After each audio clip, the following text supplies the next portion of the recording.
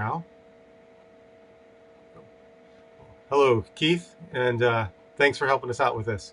My pleasure. Start by just explaining a little bit about what you do. Yeah, so I am an immunologist at the National Institutes of Health. So, in short, I study the immune response to tuberculosis, the most deadly pathogen worldwide. So, um, yeah, that's what I do. Wow. So it has the that great title of the most deadly. Is that? It is the leading cause of death worldwide due to a single infectious disease. And in fact, out of all causes of death, everything from car accidents to whatever, it's in the top 10. Mm, So it really is a global health problem, even though in our country we don't hear much about it because it's really a disease of poverty. So, yeah, yeah. Uh, wow. Well, that's good work. And you're also a Christian, a faithful Christian husband and father and church member and elder. that's correct. I hope so anyway. Oh, I can attest from what I've seen you are, and I appreciate you, brother. So what's going on here in this chapter that the students are going to read is a lot of just talking about the interaction between Christianity and science. Um, and in the world today, it's usually thought of as those two being at odds, not a harmonious relationship. As you've been living out your Christian faith in your role and as a scientist, um, do you sense tension there? And maybe at a couple levels. One is just, your own conscience. Is there ever tension there as you're trying to live out your calling as a scientist and your calling as a Christian? Um, personally, but then is there tension sort of institutionally as you're trying to be a Christian in your field, as you're interacting with non-Christians? Just sort of speak to the tension between, or maybe lack thereof, between Christianity and science. Yeah, it's a fantastic question. One that I've thought a lot about. Um, Historically, some of the most well-known scientists were Christians. Now, theologically, I don't know how good Christians they were, but Isaac Newton, things like that, Johannes Kepler, just Christians, and he spoke a lot about doing their science from a biblical or a godly perspective. Um, since the onset of Darwinism, that's changed a lot, and there's a lot of kind of theological and scientific reasons for that. But um, in my own personal experience, when I tell people that I'm a Christian, no one kind of shakes their head at me. But the minute I talk about biblical principles like creation or what that means, or any kind of supernatural things, well, then things kind of change a little bit. Um, so there's not a hostility towards Christianity per se. Um, but I would say there is, it does stem back to Darwinism and Enlightenment thinking that uh, you know God doesn't have to be in the picture for our world and our universe to run the way it does. So why do you need it? And so they just kind of a compartmentalization. Oh, you can be a Christian and do good things and be moral, right? To them, Christian probably just means moral, and nothing beyond that. So there's not really a good understanding of what Christianity is, I guess. So it kind of just is separated a little bit, and people don't really bat an eye when I say I'm a Christian. But if I start talking about what that means and some of the implications of that, well, then that might be a different story. Hmm. Hmm. You mentioned Darwin. There's a quote here in our book. It says contemporary evolutionist Richard Dawkins said, in quotes Dawkins, although atheism might have been logically tenable before Darwin made it possible to be an intellectually fulfilled atheist. Yeah, that's interesting. I'm reading a great book right now by a Roman Catholic professor at a Catholic university.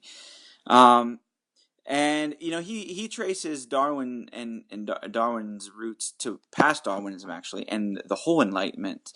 Um, and to William Paley was kind of pre a little bit contemporary of Darwin, but pre Darwin wrote Natural Theology, um, where he was the first one to kind of um, he tried to say that creation proves the existence of God, but he did so in such a way where Darwin could come in right after him and then take God out and plug in nature, and basically you're left with the same thing but without God. Yeah, And so yeah, Darwinism is has it's now just it goes beyond science. It's not really science at all. It's more of a worldview of a way to process information. And for what it is, Dawkins is a um, he's a crappy Darwinist. He's a crappy philosopher. So and anyway, I don't know if that's a separate question, but yeah, yeah, that get at what the comment is, I guess. yeah. Well, it's just the idea that after uh, Darwin, then well, I guess I like the way your question unfolded, or your answer unfolded, and you talked about before Darwin, you had Christians who bought into Enlightenment thinking Hmm. and created the really the categories, because the Enlightenment thinking is going to deny the, well, we say the principia of Scripture. It's going to deny the starting point of Scripture, and then you're creating another kind of category for your basic starting point dealing with reason or other things, and then Darwin comes in and says, attributes that to nature and natural selection and all. Um, but yeah, and then after he does that, then you don't need to be a Christian in order to be a scientist. So before Darwin, most scientists were also Christians, right? Yeah, I mean, I guess before the Enlightenment, most of the world was Christians, Yeah, right? yeah. Yeah. The Um, Western world. yeah. So yeah, it's hard to kind of tease apart some of those things, but it's certainly, Darwinism certainly paved the way for um, not needing supernatural explanations for things. Now, there's a host of philosophical and metaphysical problems with that. Yeah, Um, Darwin doesn't get at how life started in the first place or how reality exists, right? yeah. Those that Darwin has nothing to say about, and more philosophical, metaphysical questions. But yeah, it kind of made it easy for people to not wrestle with the supernatural. Say, oh, there's natural processes for everything that can explain everything that we know, and yeah. The book talks about how, and it traces similarly the, I guess, the downgrading of theology and philosophy during the Enlightenment, and even points to, um, I think, Isaac Newton as being problematic, with a view that you, you're going to bring in Christianity, and it says with a view to the God of the gaps. So there's a thing that we don't understand, whether it be photosynthesis or some science, something out there in the natural world that we don't understand, and then we say, oh well, that's God must have done that, and Hmm. we say we need God because we don't have an explanation for that. And then yeah, this book is tracing a similar uh, view of history there, that Darwin came in and said, well, no, nature explains all those things. Once Yeah. we confine God to the gaps, then once we fill in the gaps, we don't need God anymore. Yeah, that's something when I'm having conversations with people about science and faith, and so I'm and teach my own students this. I'm always I always tell them to be careful of that philosophy. It's easy to fall into that, to say, "Oh, there's some scientific phenomenon we can't explain. It must be God, right? What holds atoms together? It must be God, right? The God force or whatever." Um, it's easy to fall into that. And then what's happened historically is when we do understand how that works from a physics perspective or a chemistry perspective, we look like complete idiots. When it's completely a misunderstanding how God and the world relate to one another, the entire universe is a product of creation from nothing. God is completely separate, separate, transcendent of the universe, and yet is immanent with it, and all the implications of that just completely put to shambles this idea of the God of the gaps, and it really gets Christians in trouble when they try to argue like that. Yeah. Absolutely. Can you think of an example where maybe you've seen Christians fall into that way of thinking? Well, a big one. This was in the news a couple years ago. It's a physics. I'm not a physicist, but this idea that the God particle. It was something theoretical physicists, have been looking for a while to help explain how matter works, and it was called the Higgs boson. And when it's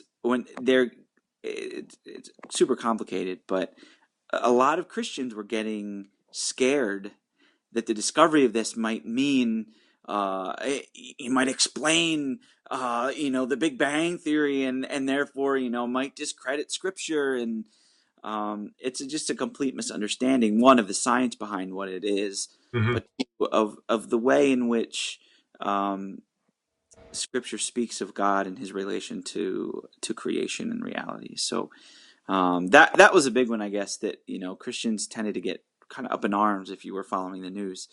Oh, what's this going to mean for our faith? What if we found aliens? I think there was just one a couple weeks ago. They discovered that there might actually be liquid water on Mars. Hmm. They just always have thought it was um, ice caps and things, but liquid water. And I remember my boss, who's just not a Christian, came in and said, "Oh, there's got to be bacteria on there. There's got to be bacteria." And I was just thinking to myself, if he said that to most Christians would just lose their minds.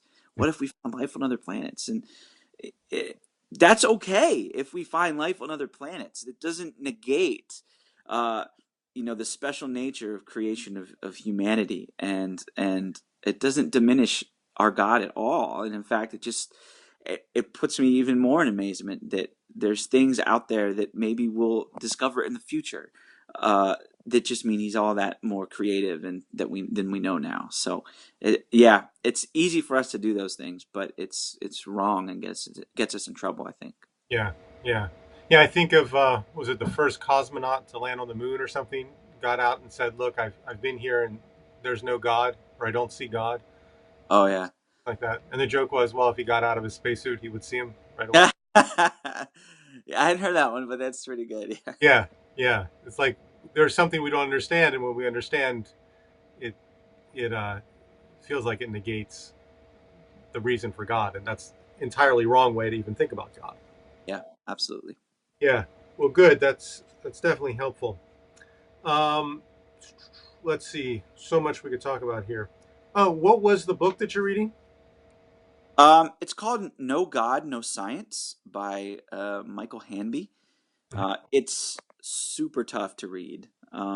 It's really philosophical, but it's helpful. He traces the philosophy of the universe, actually, the cosmos, from Plato and Aristotle, and gets at ancient philosophy, and then Middle Ages. Thomas Aquinas uh, had a lot of uh, actually took Aristotle's idea of the universe, and Aristotle had a lot of good things to say, and then fleshed out how the incarnation of Jesus Christ actually has meaning towards how God and the world relate to each other. And then the Enlightenment comes along and just gets it all wrong. And now we're living in post-Enlightenment world, and this book really tries to take you back and understand the philosophical and metaphysical nature of creation and what that actually means. It's been really good and really helpful. Good, good. Well, glad somebody recommended it. Yeah, Uh, that was good. what? So then, as you're doing, science, as you're researching, cures for tuberculosis, are you doing that science as a Christian any different than um, your non-Christian uh, Um, so yeah, in a post-Darwin world, in a Darwin world, uh, definitely. Um, Insofar as, there's a whole field of biology called evolutionary biology, which is a load of crock. All they're really doing is studying similarities between species, and then just going back and assuming uh, a lineage relationship, which is it's terrible assumptions, right? But that's just kind of permeated. So now it's easy for people, for biologists especially, to say, oh yeah, this is descended from this, or this is a vestige of something prior, coworkers? um, which I think is problematic. And I've thought and said for a while, said this to some of my coworkers. I don't think that's actually helpful. I think that can actually take you down wrong roads. Yeah. Um, it, So just that they're taking their worldview, their metaphysical map of reality. yeah, They're sort of superimposing it on the evidence, right? yeah, that it's Exactly the thing they don't want you to do, too, right? yeah, and it's easy to do that, and it doesn't. It's not always problematic, and you can still do good science experimentally, set up good experiments and things without doing that. But a good scientist should always be kind of weeding out underlying bias. And uh, the problem is they don't see Darwinism as an underlying bias. They just see it as a fact that doesn't need to be proven. It doesn't need to be considered. Um, there's a case in point right now.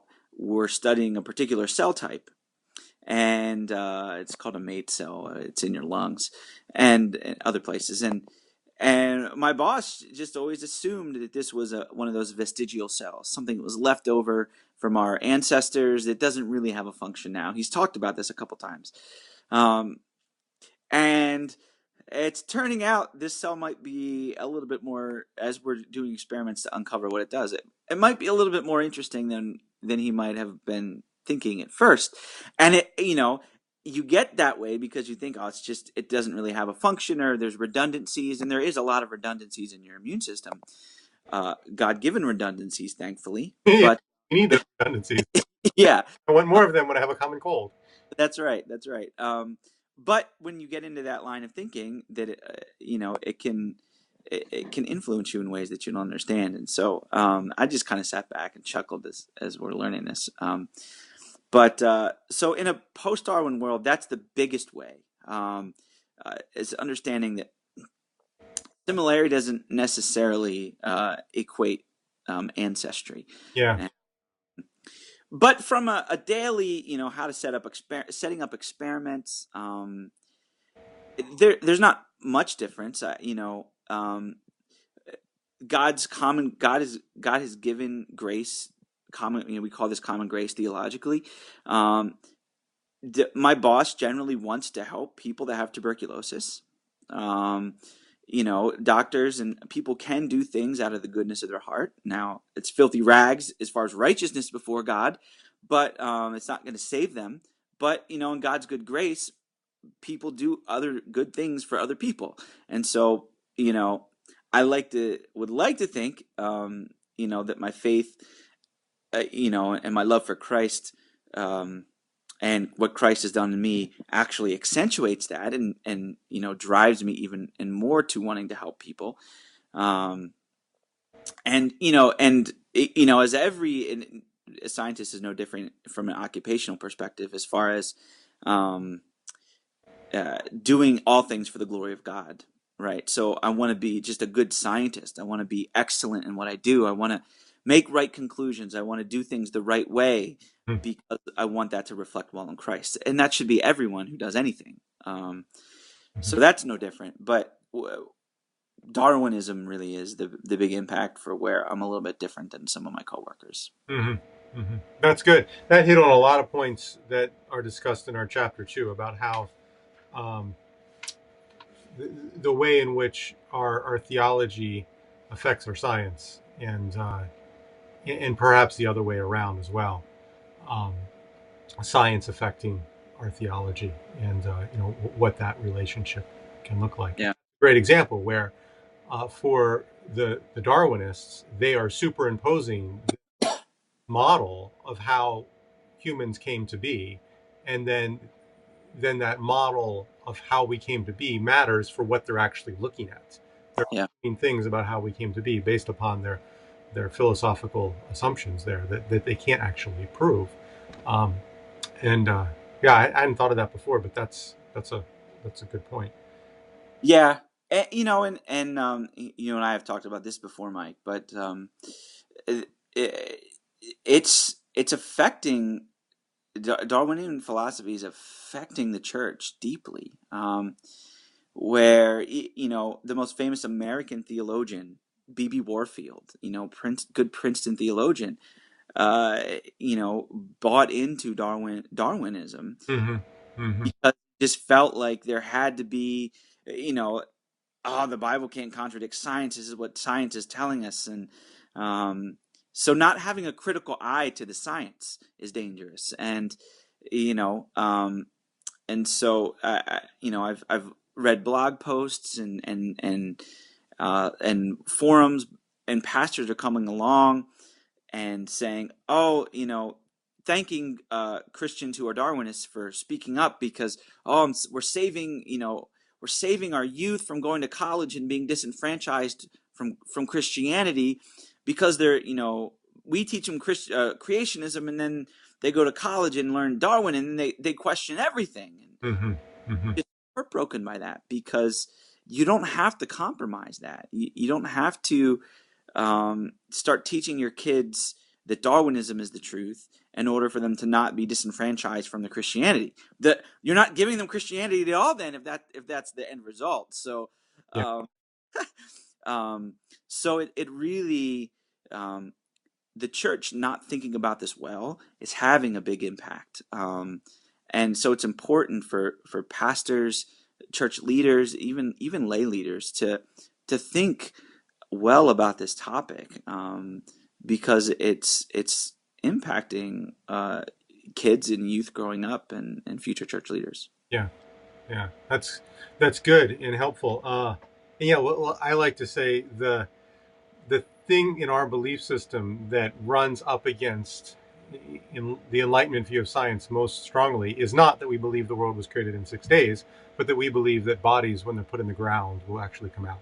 Yeah, Right, right, and if that's an absolute tenet to our theology, right? We believe in the resurrection from the dead. That's to be a Christian. That's Christianity 101. And if we, yeah, if we hold to that, then and we say the Bible is true over and against Enlightenment philosophy related to the resurrection from the dead, then we certainly can do that with any other time in which the Enlightenment science runs up against biblical Christianity. yeah, that's a great point. Eh, what you believe about Darwinism does not make you or break you as a Christian, right? It's what you believe about the gospel. Yeah. Um, and so, uh, yeah, uh, the resurrection of Jesus Christ, if that is by far a more important doctrine. Yeah. Um, the onset of Darwinism made it easy to just kind of say, well, you don't need any supernatural, Right. right? Right. You'll be that was one step too far. Right. And but yeah, Yeah. And if you compromise on one area in the origins, you're going to compromise in your eschatology in terms of what happens in the end. So at the end of the day, if you lose the idea that God um, creates, you're going to lose the original creation. You're going to lose the idea of the new creation and the resurrection, and your yeah, Christianity will end up being, you know, nothing more than happy feelings or something like that.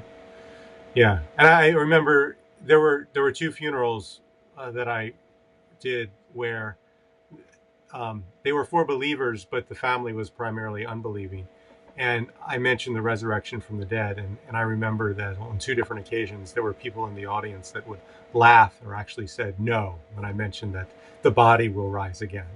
And Mm.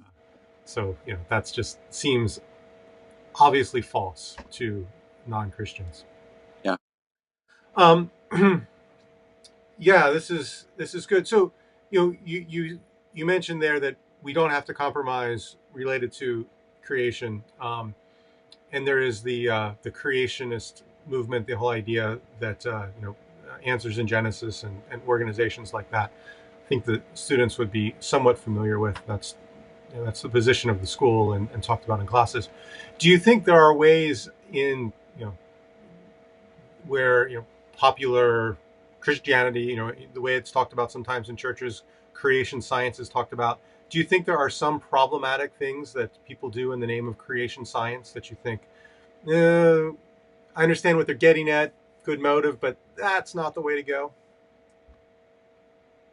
Um, Things that you've seen creationists do that make you say, I don't think that's the strongest argument that we have.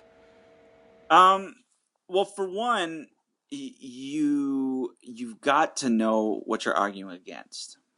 Um, so you've got to know what Darwinism is, um, and that's a big one for me. And when I have conversations with people, is you can, uh, people want to just the Bible, the Bible, the Bible, and the good, the trust what the Bible says, right? Um, but you're out dialogue, the answers in Genesis and things like that will try to get you to engage with non-Christians. So if you want to engage with non-Christians, you better know what non-Christians are saying. You better know what Darwinism is. Better know what it teaches, what it says.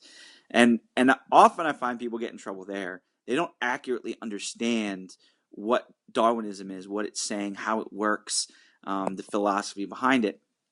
And so you come off just getting, if you trying to engage a non-Christian, you get your butt whooped in a conversation. I mean, just and especially if you're trying to debate them, um, because you don't understand what they're trying to say, and you can't accurately engage with them. And so that's the big one for me is if you want to if you want to go out and have these conversations and learn the other side, learn the science behind Darwinism. And then once you do that, then these resources I think will become all the more useful.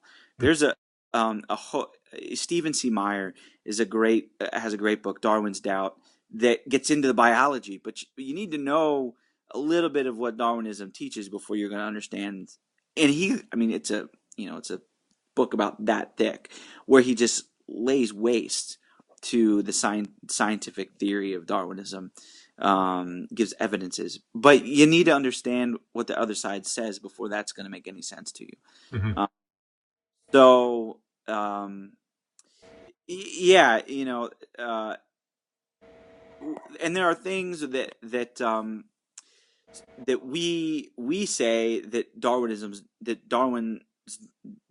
don't do, or that they get wrong, and then we go and we'll often make the same mistakes. Um, you know, in trying to use a big one is in saying and trying to use a process, a biological or a natural process to prove, say, a young Earth, Mm-hmm. right? And we'll say, oh, well, radiant carbon dating, they don't know this and this, they don't know these parameters, and so it's not accurate. But this process over here, I've heard one about, the amount of moon dust Mm-hmm. proves proves a young Earth, right? But the problem is the same assumptions you're making about the old Earth guy, you're making the same ones about the young Earth, and you're just from the opposite perspective. Yeah. So, I've seen it go both ways. You need to understand where your own theories have holes in, before you go telling the other guy that their theory has holes in too. Yeah. Yeah. That's a good point.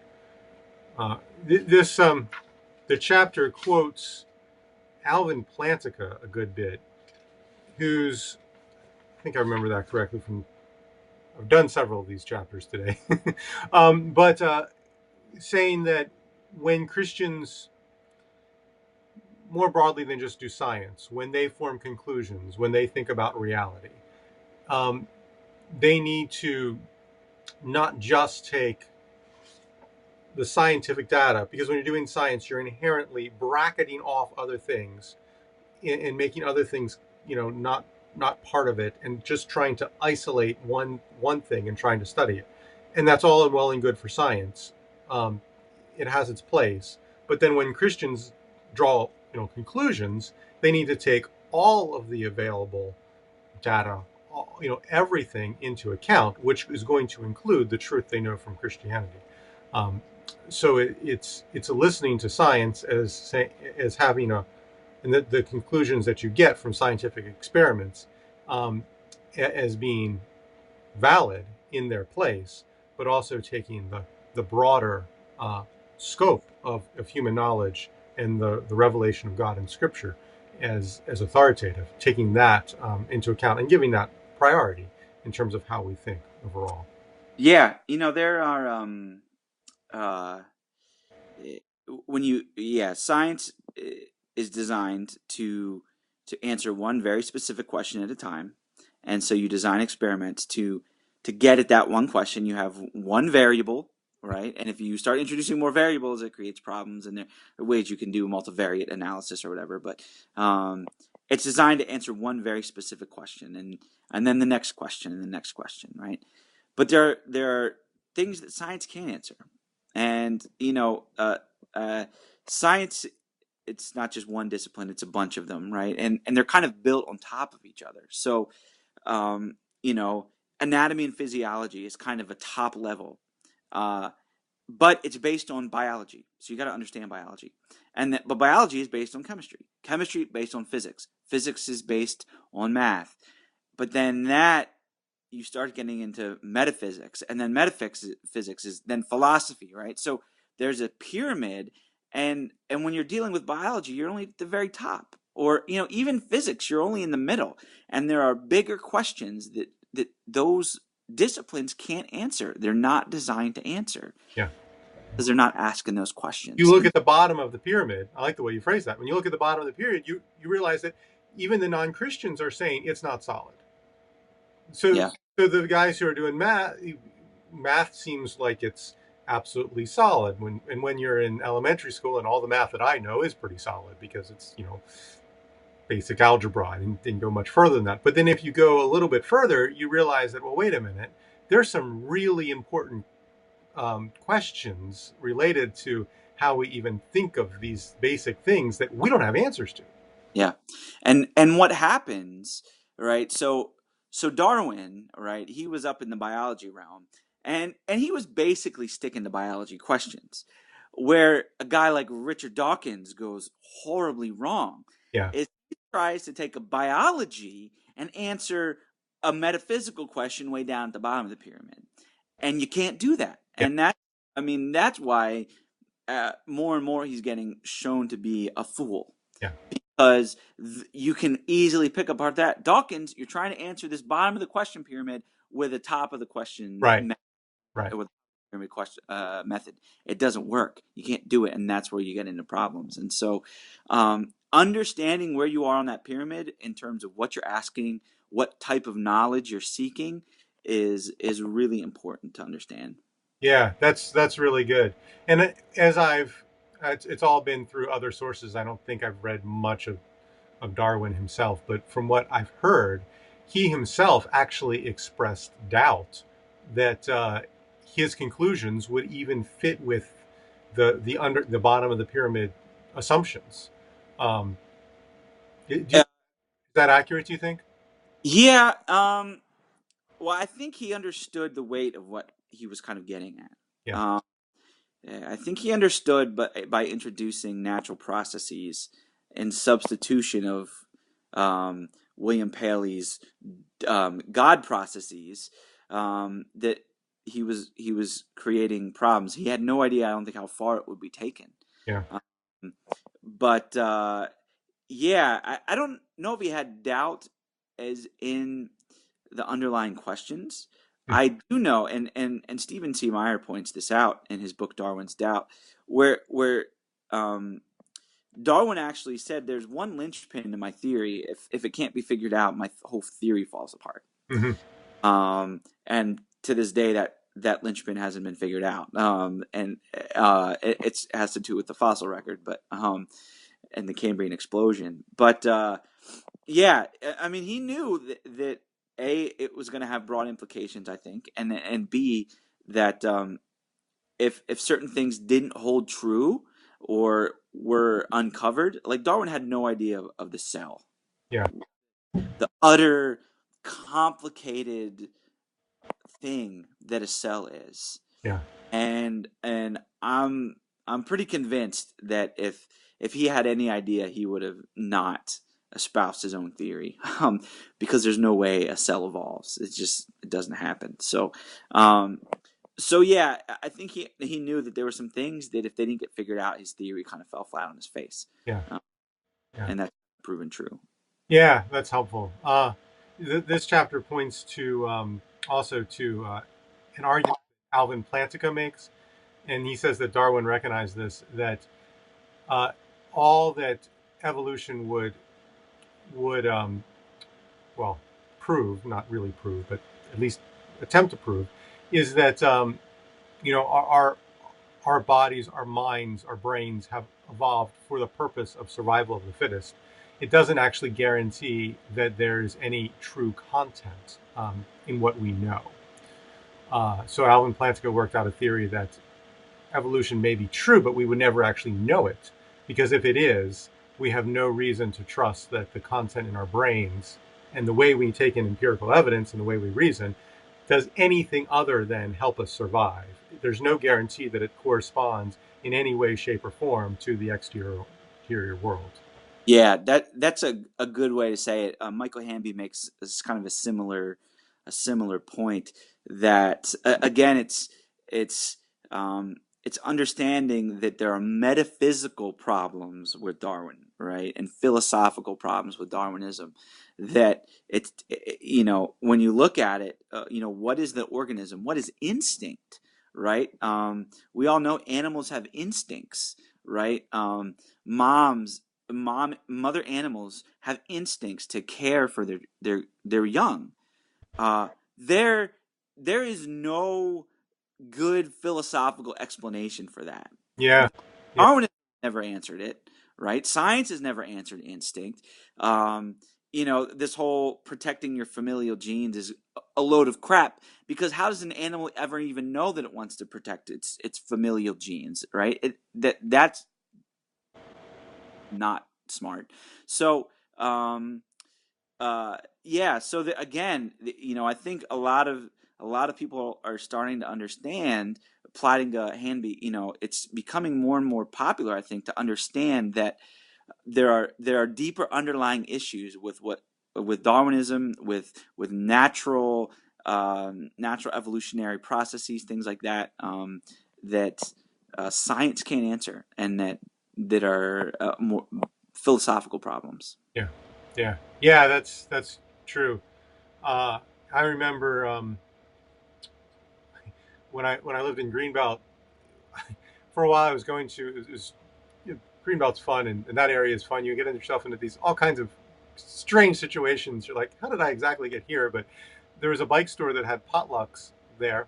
Never heard of a bike store doing that. And I went to the potluck, and there were all these PhD students at the University of Maryland in biology, and that's kind of odd.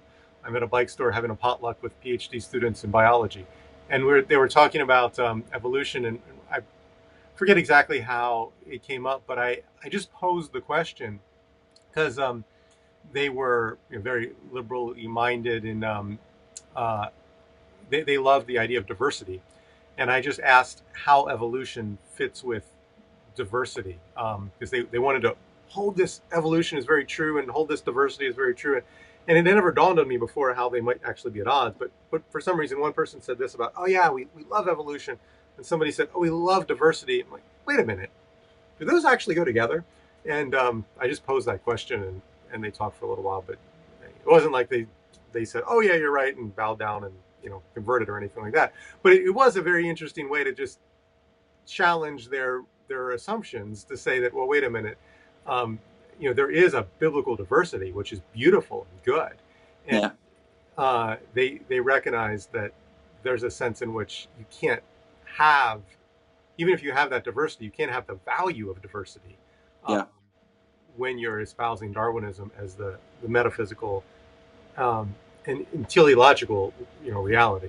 Yeah,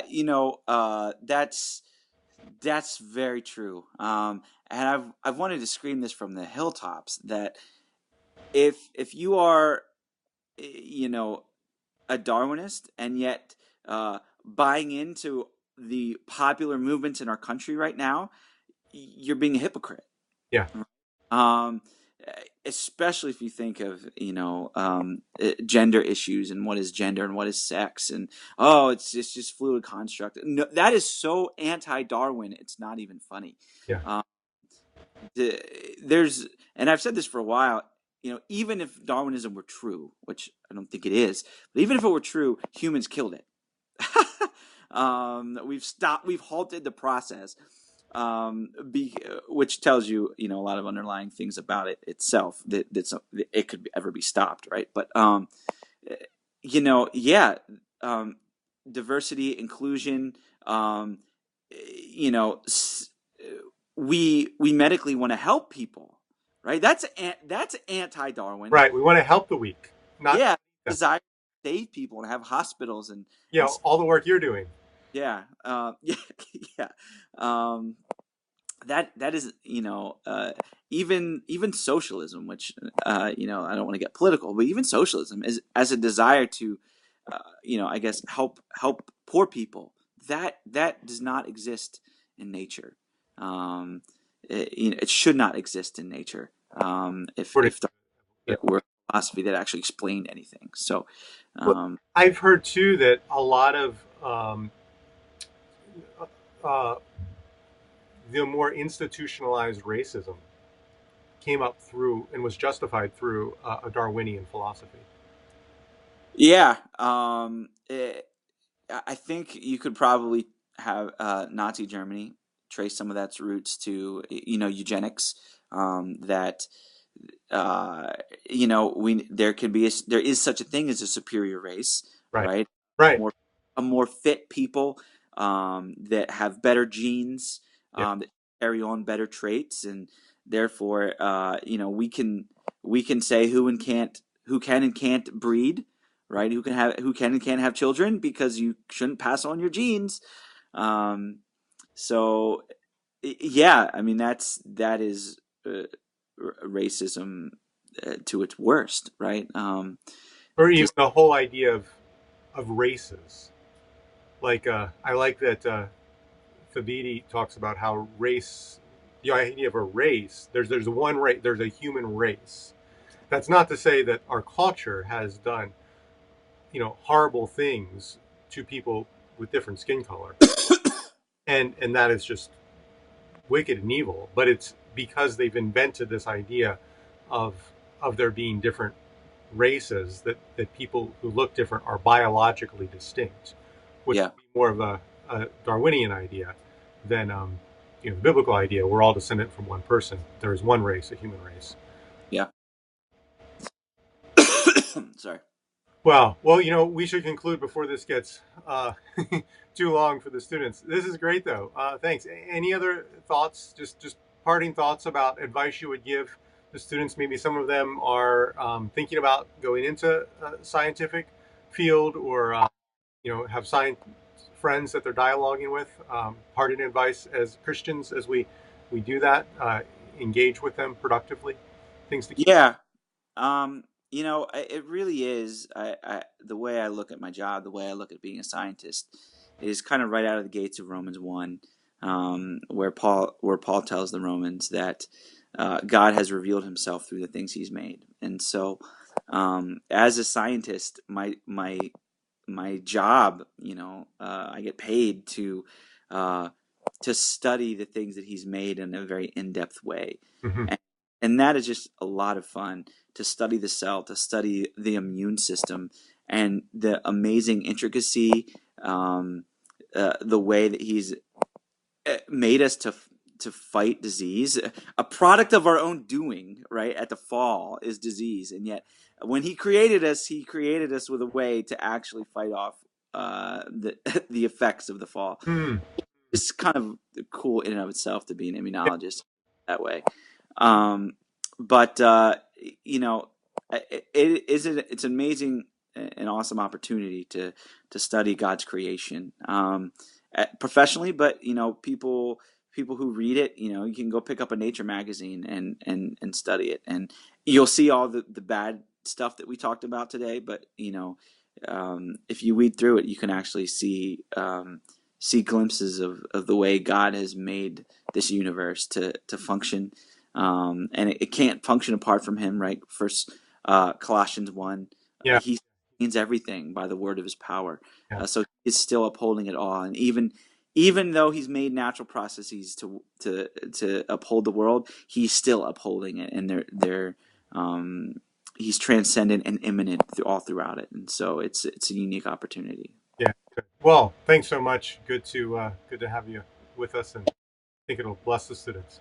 Yep. Thanks, Thanks. Mike.